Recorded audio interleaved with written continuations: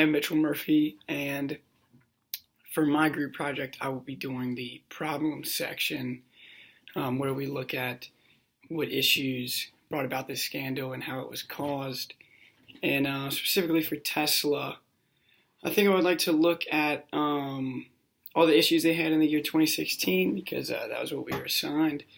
And for me, I want to make a chronological timeline of the many events that had occurred that created this scandal. And then once we look at several instances, there's a few specific ones that I think I want to talk about.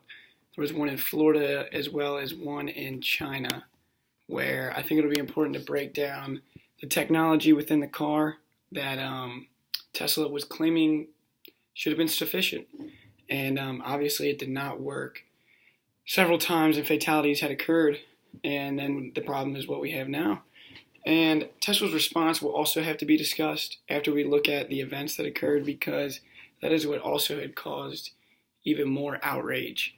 And once we put all of that together, I think we'll have a good presentation looking from the several instances. The man of Ohio that was driving in Florida, there had been a semi-truck pull in front of his car, and the Tesla technology, he was using the self-driving feature, did not recognize the trailer in front of him, in which case he had a collision, and then the car kept driving even after that, causing more damage to the car and obviously death.